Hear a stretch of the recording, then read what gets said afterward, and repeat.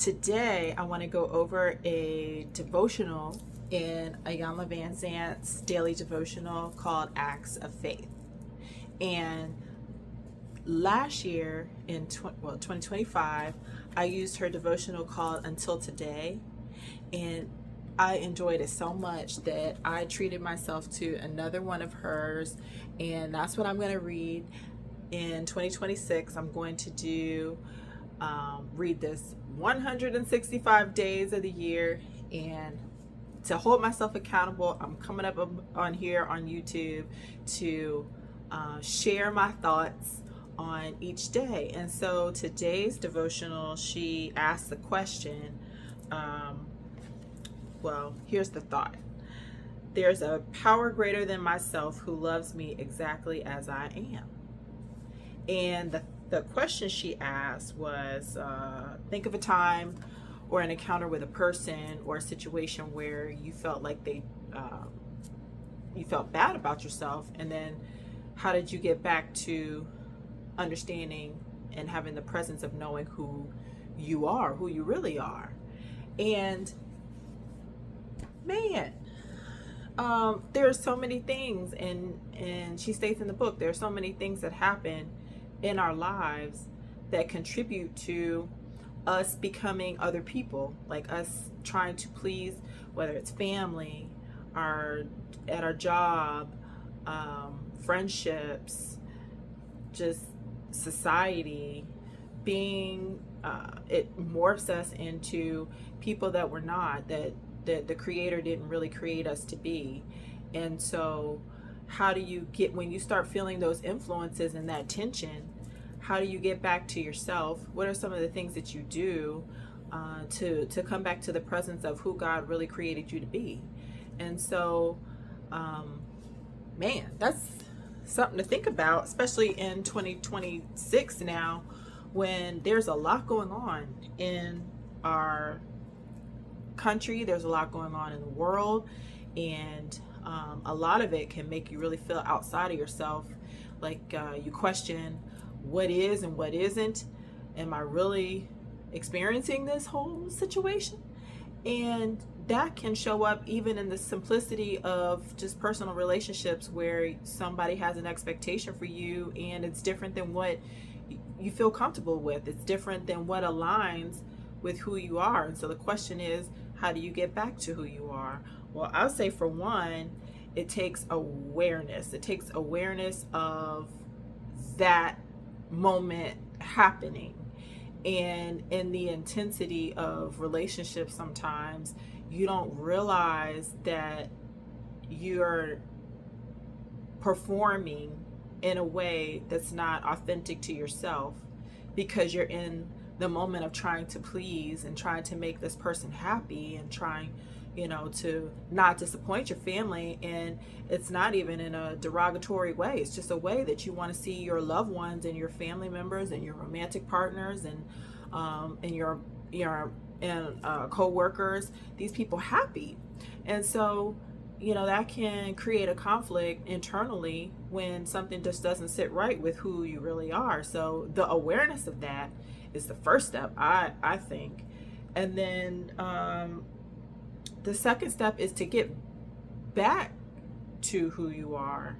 And in order to do that, I think that you kind of have to be selfish.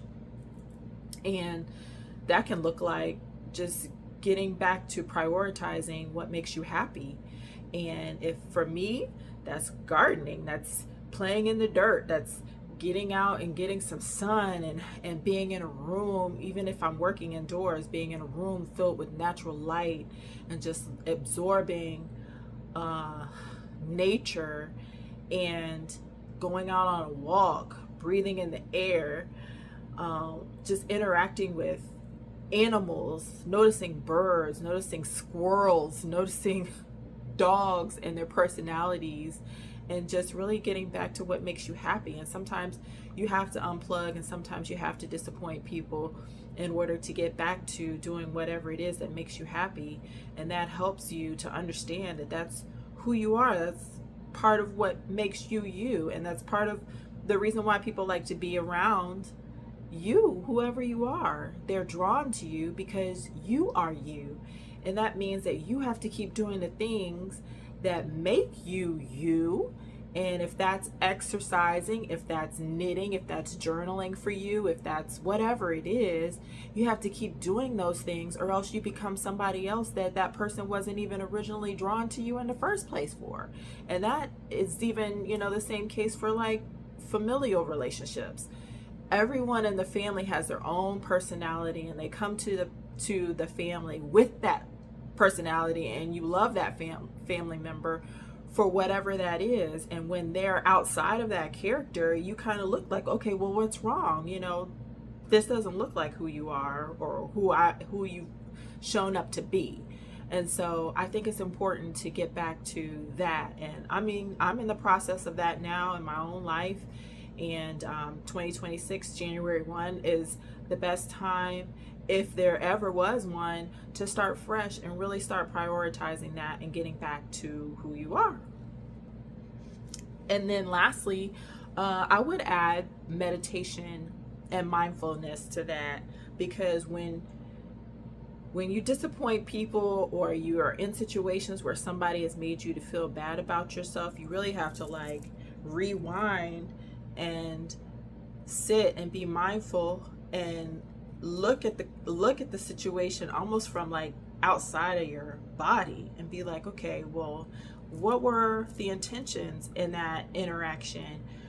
I feel bad, but what can I gain from feeling bad? Did I do something wrong that I should apologize for? Should I be accountable for something and own up to that? Or am I in the right, and this other person has some things that they can analyze and look at? And so just being mindful, and I think meditation really helps with that. And that's another thing that I picked up in 2025. I used to think that was really woo-woo kind of thing, but no, it's not. It's actually it's connected so much to the body.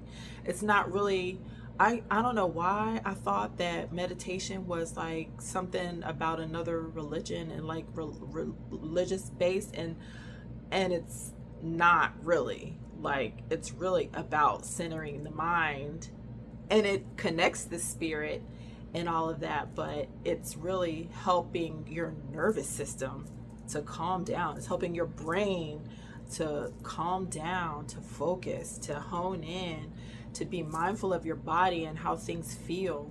And so, yeah, I would 100% recommend meditation for anyone that has not started that, or has not even explored the idea of it.